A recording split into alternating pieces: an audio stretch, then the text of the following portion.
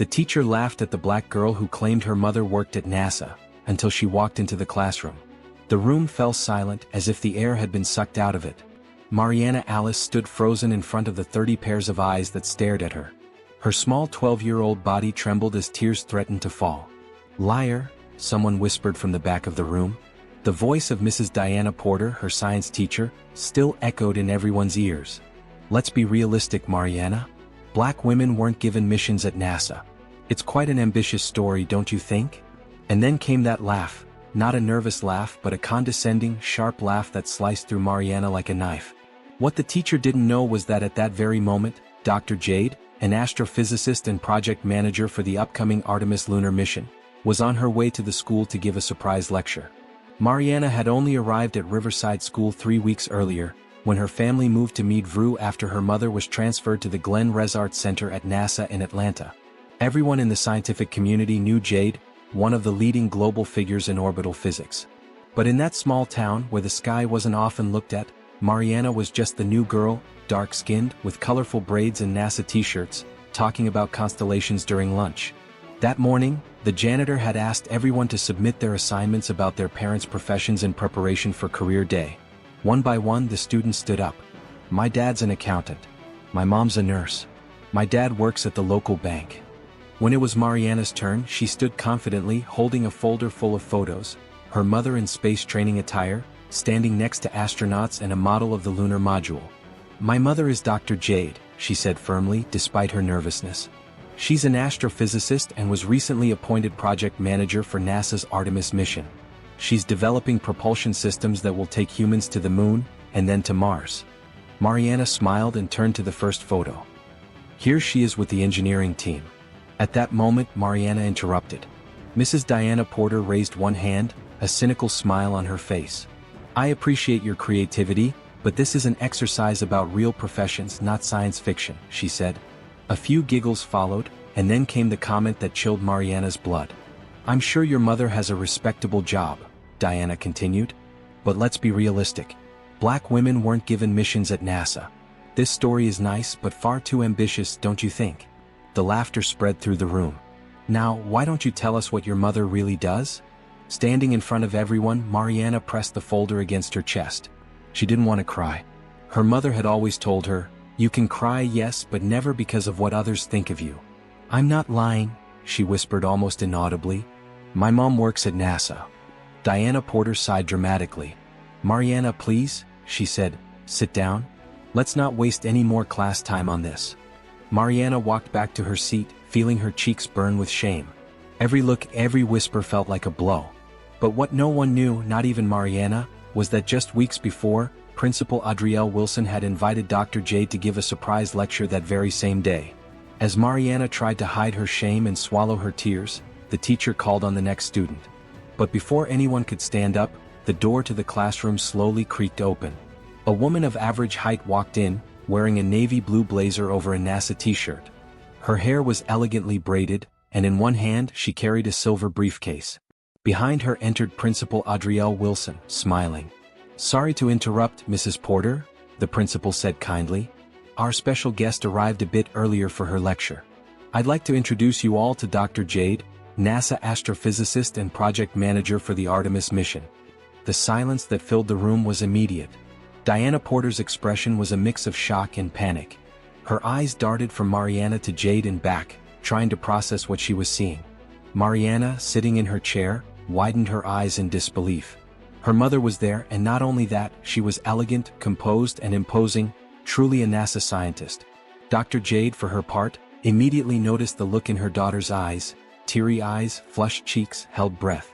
Something was wrong and she knew it. It was the same expression Jade herself had worn countless times throughout her life.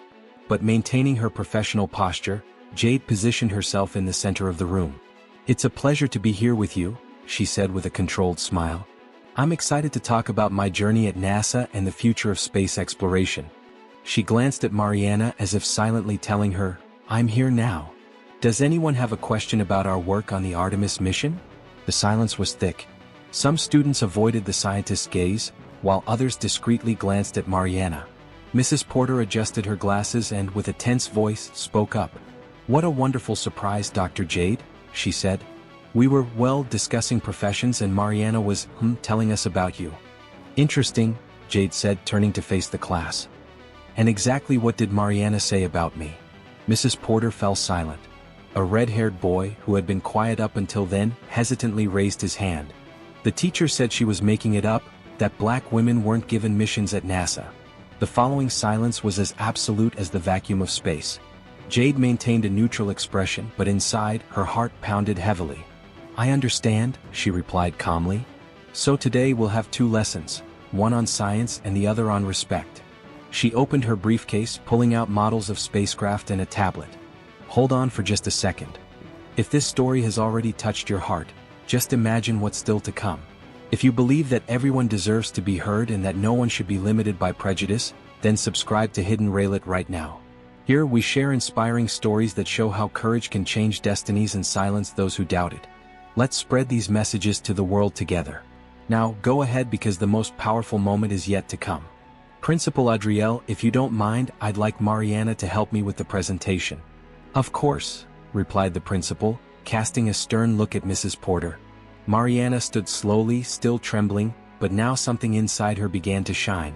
A contained pride, a strength born from truth. 2 students whispered something without lifting their eyes. Jade interrupted. Excuse me, gentlemen, she said, her voice firm. At NASA we learned that whispering can be dangerous. In space modules, it can cause fatal distractions. Here, it only distracts from learning. If you have something to say it out loud. The students froze. The respect in the room was now almost tangible. Jade projected images onto the board. The first showed her with the NASA administrator and 4 scientists in front of the Artemis propulsion system model. This photo was taken 3 years ago when I was appointed Director of Propulsion Systems for the mission, a position, according to some, I should never have been able to hold.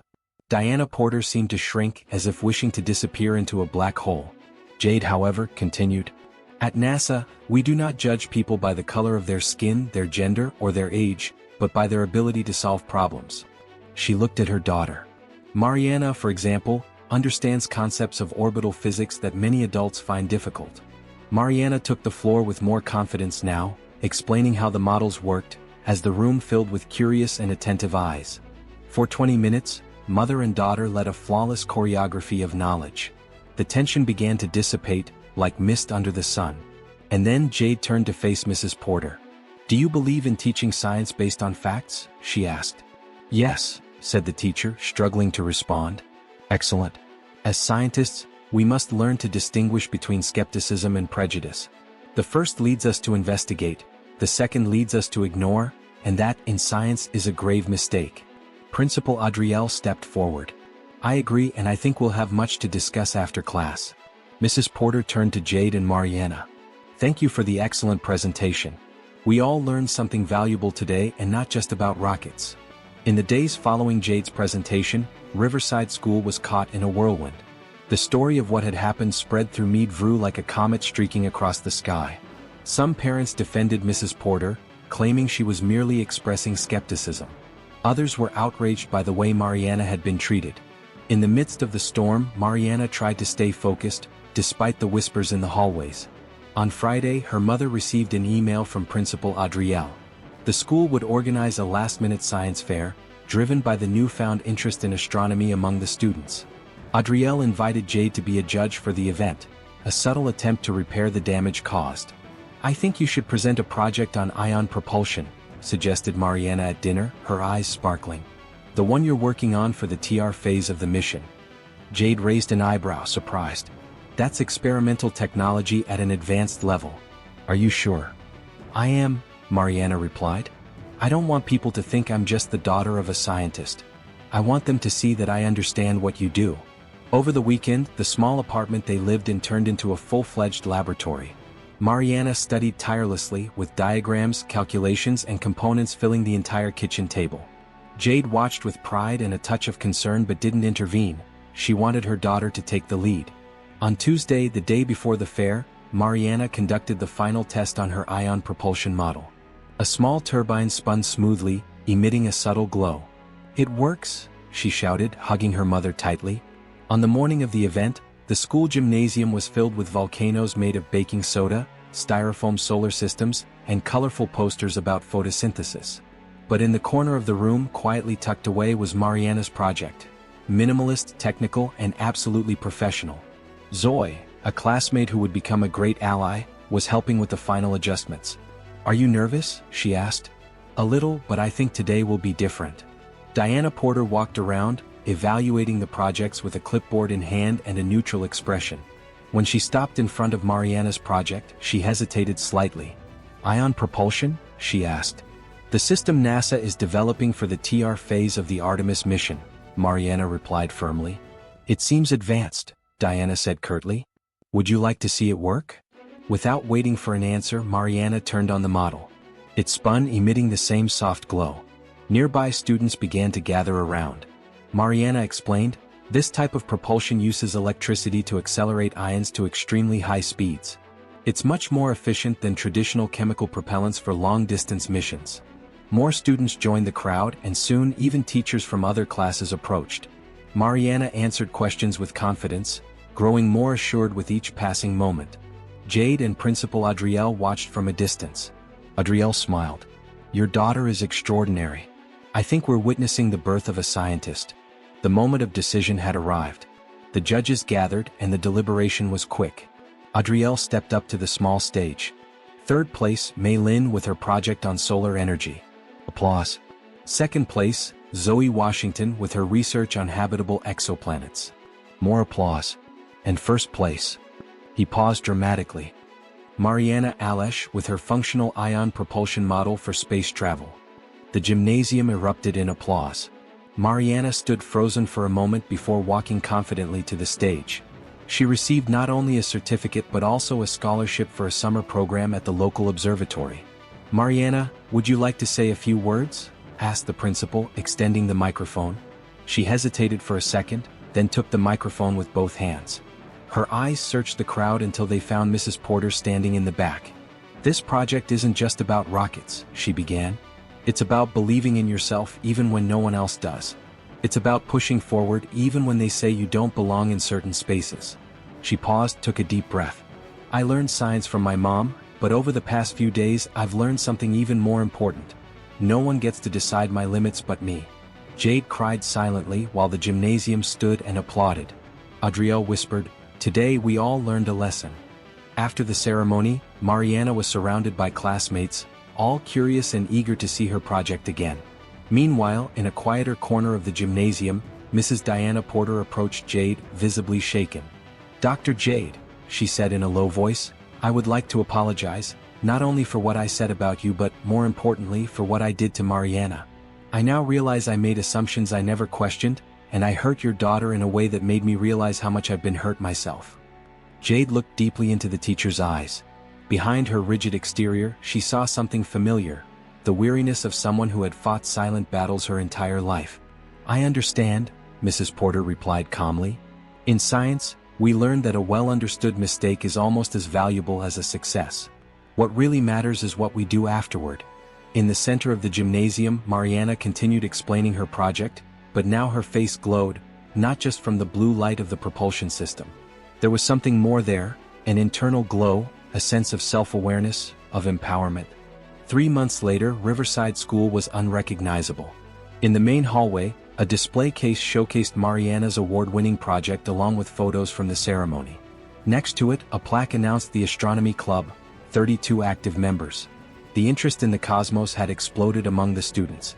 On a sunny afternoon, Mariana walked alongside Zoe and 2 new classmates, discussing ideas for the next regional fair. "What if we added a Martian atmosphere simulation?" suggested Jack, a boy who had barely spoken to Mariana months before. "That could work," she replied with a smile. As she turned the corner, Mariana saw Mrs. Porter arranging books in a cabinet. For a moment, their eyes met, and a silence lingered between them. Then, to Mariana's surprise, the teacher smiled, a real smile. "I'm looking forward to seeing your project at the regional," Diana said. "I heard you're working with hydroponics in a Martian environment."